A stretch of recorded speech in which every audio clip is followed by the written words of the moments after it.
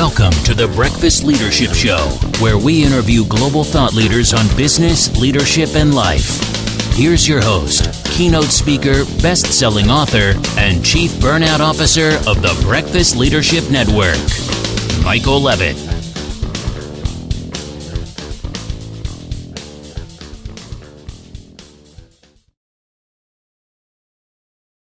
Welcome back. I've got Zach Duggar on the line. Zach, how are you?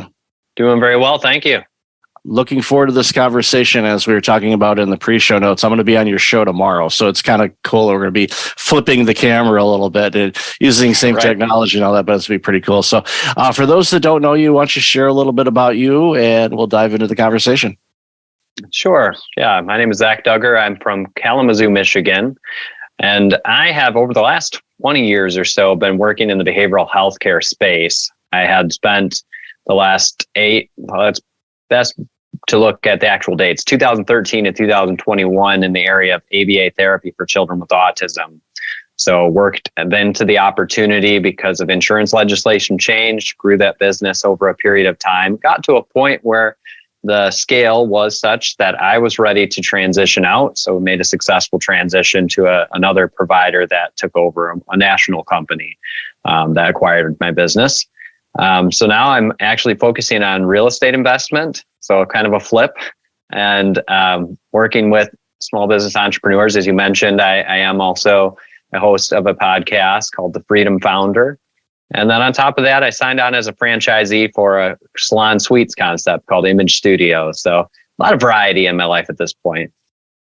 And that's what being an entrepreneur can create, because you launched your business, built it to where you wanted it to be, and decided, okay, let's exit that and then venture off into something that was a little bit different, to say the least. You know, going from behavioral health to the real estate market, which, you know, obviously, you know, your background in behavioral health probably helps with that a bit, when investing and dealing with people and all of that. That's one of those skills I always tell people, especially young people that are just starting off in their career. It's like, look for opportunities where you get to work with people and a diverse group of people, because that will help you throughout your life forever. You know, and I know you were in Kalamazoo. I grew up in Waterford, Michigan. So I know, growing up in the Great Lakes state, my first job was with a family ran grocery store,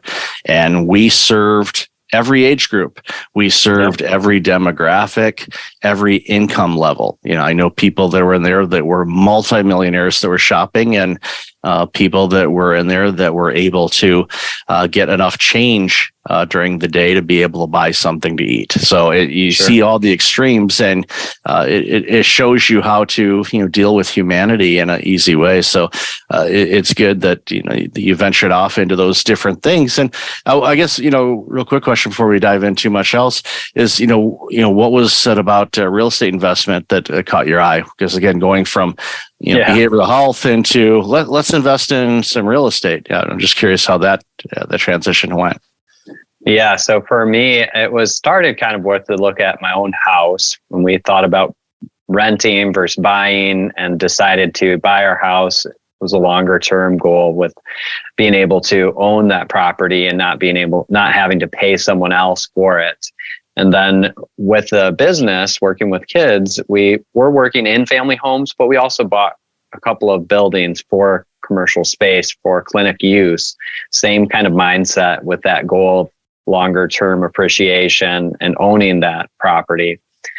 I still own those properties. Other company has been utilizing those and leasing those from me.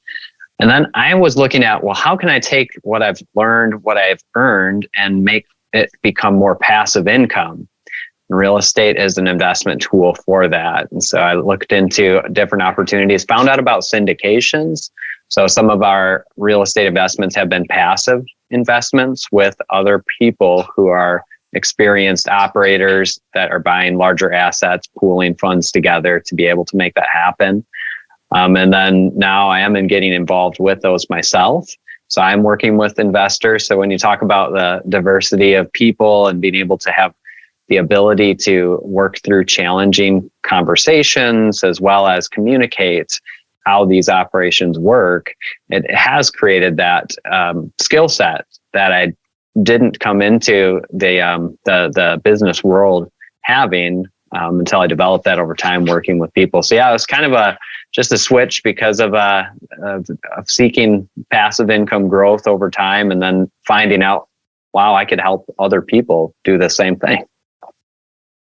No, it's a great way to do it, because it looks like, at first you're like, okay, I just want some passive income to help with the family, and we want to own our own house, and then not have to navigate through the rental challenges that so many of us have faced over our lives, and some people still are.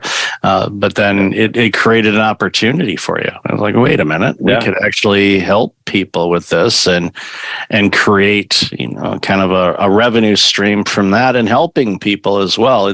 It's funny when you start down a path of doing something that you recognize, wait, this could be monetized. Especially in the case with you, my hunch is, the way you described it, that wasn't the initial thing. Yes, the monetization component, you wanted some investment income coming back, but you didn't know about this could actually be beneficial to people, and we could show them how to do it and earn from that as well. So that's awesome that you came across that. And because housing is, I think, one of those things that's not going away anytime soon. That's going to be, it's one of those basics: food, clothing, shelter. And growing up in the Midwest, more clothing, the better. It's just our winters get a little rough, to say the least. So when you segued into that, and then you started doing all this other stuff, I always ask podcast hosts, it's like, okay, what, inclined you into wanting to launch your own show and do the work with all of that? Just curious on how that came about. Yeah, I've always been interested. Okay, not always, but over the last several years, I started becoming interested in the idea of sharing my experiences, but I've also enjoyed the conversations with small business entrepreneurs, people who are self-made, have gained a level of success over time. Love those conversations. And I thought, wow, could we put those two together? My interest in entrepreneurship, conversations with other entrepreneurs. So it became that opportunity. And as I continue to want to expand my network, why not do so with people who are successful and also would be willing to share their story? So it creates that platform and opportunity to speak with other people. And then also for some of those individuals to also talk through the idea of real estate investment. So I've been able to engage in conversations about those opportunities with people that may not otherwise have heard about that opportunity themselves, and busy professionals who would like an alternative to just the stock market. So yeah, especially as the stock market performed last year, I'm sure a lot more people are looking into something that is a little bit more, I don't want to say secure, but come on, it's housing. It's going to, markets may go up, the markets may go down a little bit, but people still need a place to live. And there might be a temporary drop, but it's temporary. It goes back up. I remember my parents had a place in Florida, and over their 25 plus years of owning that house, and we watched the market and we saw what they bought it for and what mom sold it for a few years ago. And obviously there was appreciation in the value. That was before all the New Yorkers moved to Florida. She should have just waited a little while longer. She really could have made bank then, but no, the circumstances created the situation for her to relocate. But at the end of the day, that it's going to go up, and I think, and it's again, it's that passive income where you're investing in a property, you're part of a group, you're in a syndication and all of that. As an investor, you don't have to worry about that 3 a.m. I have to go unclog a toilet situation. Right. That's not in this mix. You're a few steps back from that. And if you are investing with a group that's having you do that, maybe you need to scale it up a little bit. I'm just saying, unless you're a plumber and you're getting residual income from that way too, then by all means go for it. But again, it's one of those things where it gives you that return on something that's obviously not going to go away. Because I'll use this example. I saw this stat the other day that over half of the Fortune 500 companies from the year 2000 have either been acquired, gone out of business, or filed bankruptcy. Okay. Wow. These are the 500 most valuable companies on the planet. And in 23 years or 22 years and some change, half of them are either gone or were gobbled up by somebody else. Yep. That's astonishing, because if you look at, all you got to do is go to the Fortune 500 and look at the values of those companies. Yeah. Multi-billions, handful of them are in the T's. So it's like, okay, half of them gone. And you're like, what in the world? And it's such a volatile world that we're in when it comes to technology advancements. And I know the case, many of those companies, I didn't look to see who they were, but many of them that, went under, just flat out weren't agile. They weren't making the necessary moves to continue along the path. It wasn't like they were selling horseshoes or something, it was like, no, these were, it's not that long ago, but half of them would be gone. You're an investor and you're like, okay, I'm just investing in the Fortune 500 company. Well, half your stocks are gone. So how's that feel? That doesn't feel really good. But most homes that were built 20 something years ago, still standing, especially if it's apartment buildings or condo buildings or things like that. They're still here and they're going to be here. Yeah. So, Absolutely. I this is not a financial advice show. It's a financial information episode, but do your due diligence and work with professionals on looking at your investment options. But just saying, housing is I don't want to say a safe bet, but it's a heck of a lot safer than if you were invested in half of the Fortune 500 from 20 years ago. Absolutely. And I've also found that for somebody who is a busy professional, already working full-time, 40, 50, 60 hours a week, that wants to get involved in real estate, that a syndication is a great opportunity, because then they don't have to take those 3 a.m. calls to go fix the toilet. They're not working on the weekend to go and paint and rehab a home themselves. And if their one renter leaves, they're now without an income until they get somebody else in there. Whereas this is not the case if it's a larger apartment community or self-storage or a different type of asset like that. Yeah, and the self-storage industry continues to grow. I know there's been a handful of new storage facilities that's opened up, relatively close to where I live, and they're not your old classic traditional single level type of things. These are 6-7 stories high in the air with elevator lifts and all of this. I'm going, whoa! I mean that is a big footprint, but. Right. It's still one of the biggest growing industries in the U.S. for sure, because people are moving into smaller places per se, but they still want to keep things, or they just have some things that they need to keep for a variety of reasons. Who knows? You could have 10 storage units next to each other, and there's hundreds of varieties of different things in each of them. But it's an industry that continues to grow. And from an investment standpoint, it's obviously something that's on the radar of, individuals and teams like yours, because it's continually growing. People like stuff and they want to keep it. Yeah. So, but they can't keep it all in their garage or their basement. They're running out of room, so they got to put it somewhere. So why not put it in a storage facility? That way they still can keep it and access it when they need it. Absolutely. And then nobody's getting called about toilets if it's self-storage. No, not unless they're storing the whole thing of toilets, which, if you're a plumber, that might not be a bad idea. You get the inventory, you keep an inventory. And I see that a lot, where there's a lot of people that use a storage unit as their workshop basically, or just where they keep their inventory, and they go in. It's like, these are the jobs I'm working on today. Let's go to the storage unit, grab the tools or the supplies we need, and it's there. It saves them a ton of time. They can, many times they buy in bulk, so they can buy, instead of buying a toilet at a time at, your infamous hardware store, they can maybe buy a few in bulk, and they know what kind that are used in most places. So they just buy them in bulk and they go grab them and away they go. And, it improves their bottom line and saves them money, even just to offset the cost of the storage unit, which tends to be pretty affordable, depending on the size you need. So it makes a lot of sense. So it's definitely an industry that has continued to grow and expand over the years. Yeah, absolutely.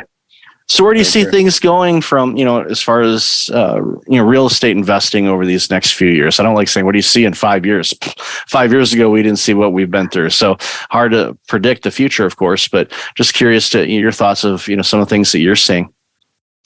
Yeah. I mean, we all have seen inflation and changes in interest rates. So that has resulted in some shifts in the market as well.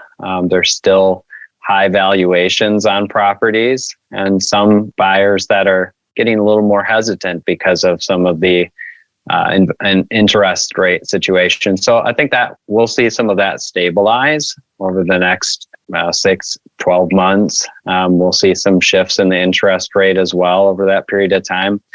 But we're going to see some great opportunities too, because there were some people who bought at a point at which they had a variable interest rate, not anticipating that the interest rate were going to go higher. And they're going to have to get out from that asset, or they're going to be underwater when that valuation or the interest rate goes up. So they're going to have to make a decision to move on that asset or refinance or figure out some new financing situations. But yeah, so I see some good opportunities for investors coming up in the future, and just observing that, and they're already starting to happen. So I think that it's not going to change. We've seen ups and downs, as you mentioned, over the years, but it's over time a stable, growing asset in the real estate market. So I think really any time's a good time to be investing. It's just looking for the right opportunity, being patient, and doing your due diligence to make sure it's a good opportunity, and working with people who know what they're doing so that you're not getting involved in something with someone who's flying by the seat of their pants. I've had an experience with that outside of the real estate investment world. We won't even have time enough to go into today, but definitely has created a sense of necessity to do my own due diligence as part of that process. Yeah, I know a lot of people that have invested in a lot of different things, and commercial real estate is one area where a colleague of mine really got, hurt by a situation. And, we've all had those Thanksgiving conversations with their cousin that seems to know what they're doing about investing. They really don't.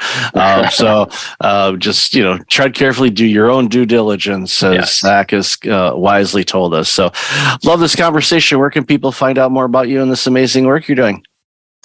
Yeah, so it's you can look me up on LinkedIn, Zach Duggar, Dugger.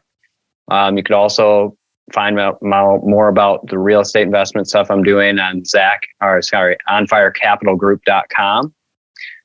If you want to check out the podcast, it's the Freedom Founder podcast on all of your various podcast platforms. But yeah, check me out on LinkedIn, reach out to me, Zach at onfirecapitalgroup.com. I'd be glad to chat with anybody about what I'm doing, and share some of what I've experienced as well over time. Perhaps even that bad investment story, if you're really interested in that one. There you go. Well, there's always one or two that you hear about for sure. So I'll definitely have all that information in the show notes. So Zach, thanks again. I'll chat with you tomorrow. So thanks so much again for being on the show. Yeah, absolutely. Thank you. You too. Thanks for listening to the Breakfast Leadership Show, part of the Breakfast Leadership Network. Visit breakfastleadership.com for tips on empowering your business and your life.